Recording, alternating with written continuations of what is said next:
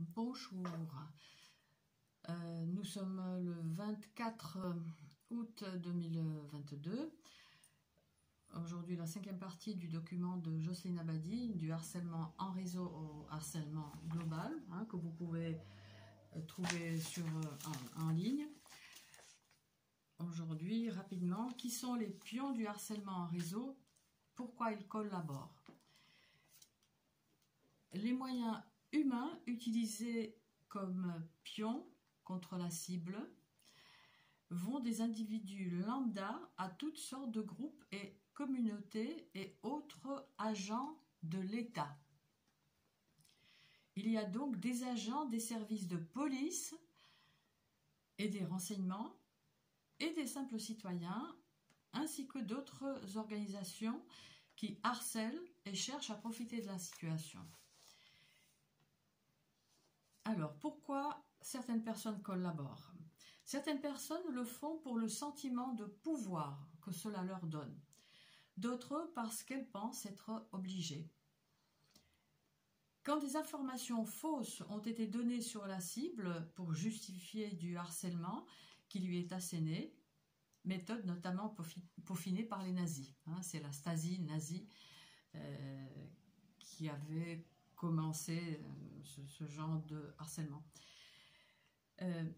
Donc des personnes peuvent se croire investies d'une mission importante, ce qui flatte leur ego. Voilà, la mamie, c'est vrai, elle passe son temps à prier, elle danse, elle s'occupe des gens qu'elle aime, elle voudrait apprendre encore des langues, elle a plein d'intérêts, elle fait de mal à personne, mais bon, il faut la harceler quand même. Voilà, je ne sais pas ce que vous pouvez dire sur moi et sur tant d'autres qui sommes des gens bien, et c'est ça qui vous emmerde. Mais vous pouvez le devenir également.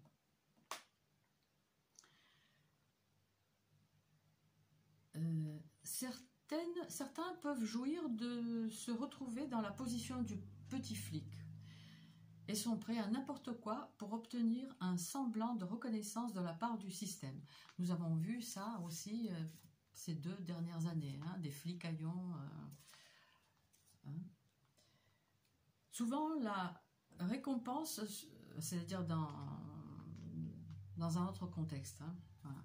Souvent, la récompense se trouve être l'intégration à un groupe ou à un réseau et le pion se soumet à une forme de bizutage. Bon.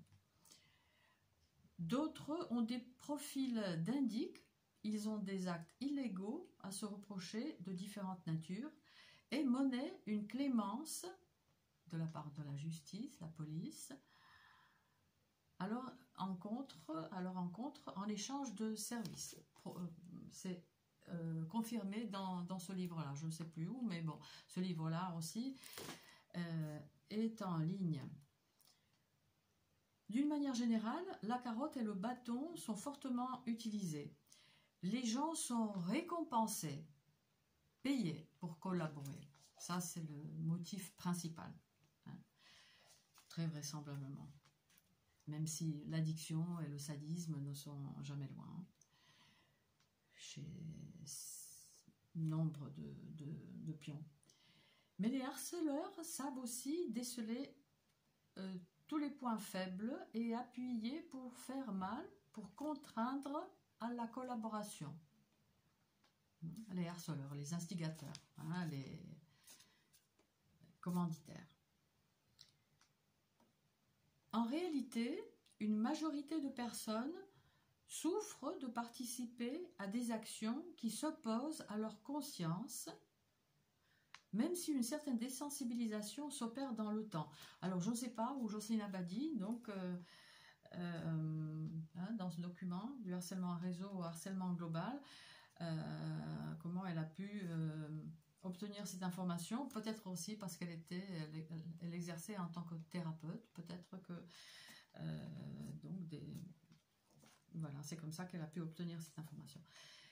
Que des gens souffrent de participer à des actions qui s'opposent à leur conscience.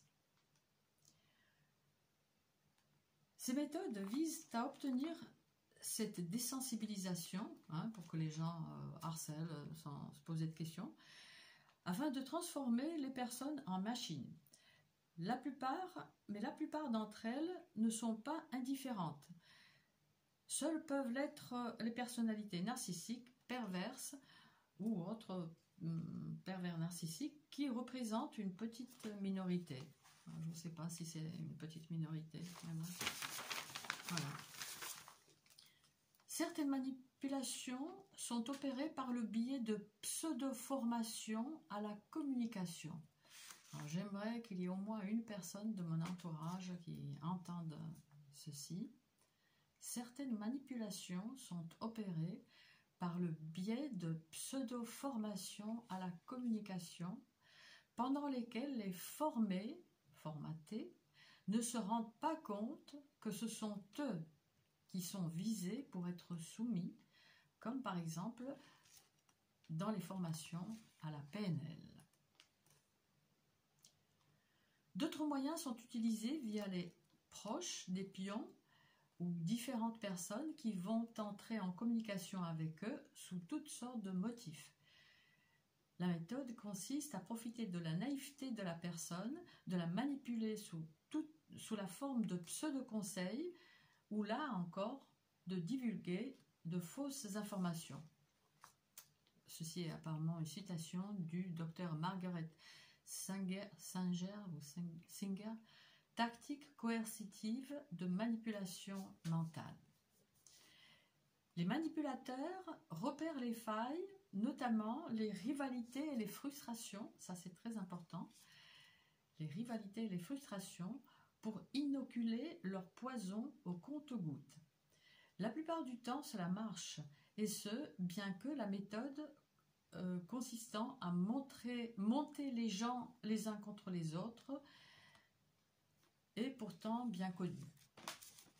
C'est vrai que ça marche. Ouais. Rappelons également, dit Jocelyne Abadi, que les actions de harcèlement en réseau sont découpées en une multitude d'actes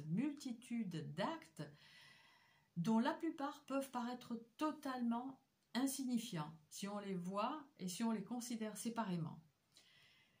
Les personnes manipulées ne connaissent pas l'ampleur de la situation et la gravité de ce à quoi elles collaborent. Lorsqu'on leur dit eh bien écoutez, vous obtenez une petite somme si vous allez dire quelque chose qu'il précise par exemple à la cible. Ils ne savent pas que c'est la cible. Habillez-vous de cette façon-là, portez tel ou tel objet, mettez-le bien en évidence, l'objet, etc.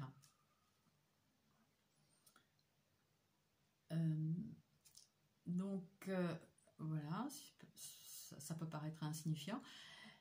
Les personnes manipulées ne connaissent pas l'ampleur de la situation et la gravité de ce à quoi elles collaborent. La plupart des cibles non plus ne connaissent pas la gravité, on la connaît, l'ampleur, je sais pas, on la connaît, on la découvre en 9e année, on la voit assez bien, l'ampleur. Et c'est tellement ample, si je puis dire, c'est tellement énorme que dès qu'on essaie de rapporter, d'expliquer ce harcèlement, on passe pour une parano directe.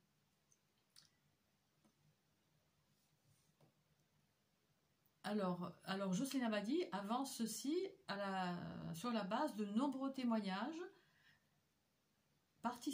principalement à l'étranger, car en France, quasiment personne ne parle du harcèlement en réseau. Ça commence quand même, petit à petit.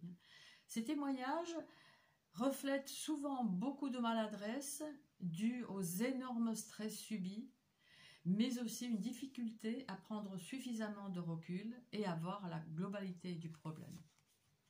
Voilà.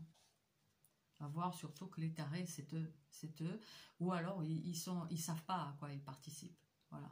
Donc prenez-les dans vos prières pour ceux qui priaient. Voilà, que Dieu fasse quelque chose pour eux, pour ceux que l'Esprit Saint peut leur influer, comment, ce mind control divin, hein, dans les cas où ça peut marcher. Après, il y a des pervers narcissiques où rien ne peut marcher, peut-être. Mais bon, voilà, donc que ces gens-là retrouvent, qu'ils cessent ces pratiques, tout simplement. Bon.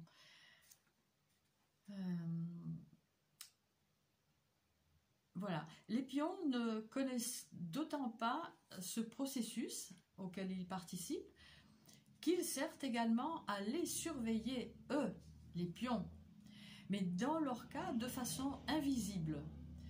Contrairement à la surveillance visible, qui, comme expliqué à plusieurs reprises dans ce document et dans les sources citées, est une technique de harcèlement à part entière, hein, la surveillance visible, avec plein de méthodes et tactiques et techniques.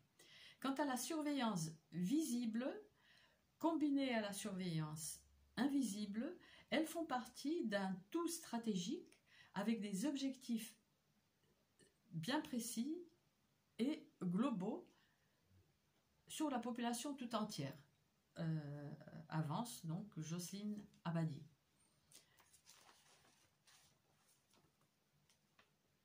C'est vrai que la société est de plus en plus perverse. C'est vrai. Certaines personnes sont parfois sélectionnées justement pour cette raison, parce qu'on s'intéresse à eux. Ils sont alors mis dans la position de celui qui surveille la cible, souvent envoyé comme persécuteur, notamment pour qu'ils ne se doutent pas qu'ils sont eux aussi sous observation.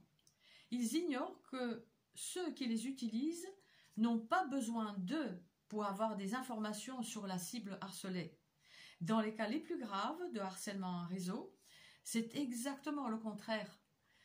Les instigateurs, les commanditaires de ce harcèlement, notamment les entités étatiques, comme le précise Jocelyne Abadi, et que je suis tout à fait d'accord, ont les moyens pour faire ça. Donc, dans les cas les plus graves de harcèlement en réseau, c'est exactement le contraire. Les instigateurs du harcèlement en réseau ont mis en place des technologies de surveillance sophistiquées sur la cible et n'ont pas besoin de retour d'informations des pions. Par contre, l'attitude de surveillance du pion est bien harcelante pour la cible. Vous voyez les boulets. Hein.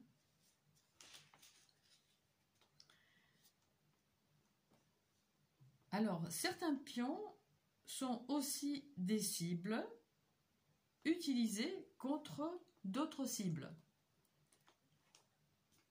Cette pratique fait partie d'une technique bien française pour empêcher que les personnes harcelées se regroupent et puissent organiser une défense. Le diviser pour mieux régner, avec ses pratiques de désinformation et de corruption, est tout particulièrement peaufiné entre personnes harcelées. C'est vrai, les diviser, oui. Dans une société où quasiment personne n'échappe aux manipulations et aux pressions qui se développent du fait de la soumission.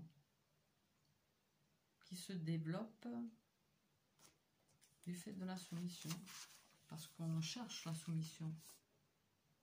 Voilà. C'était donc la 5e partie du harcèlement en réseau au harcèlement global de Jocelyne Abadi. Et la partie suivante concernera les technologies. Quelles sont les technologies utilisées?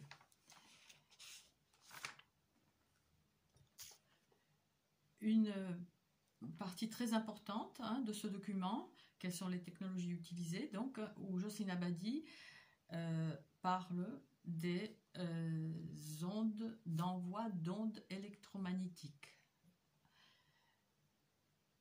Certaines directement sur le mental des personnes. Ceci donc en 2011, il y a une dizaine d'années.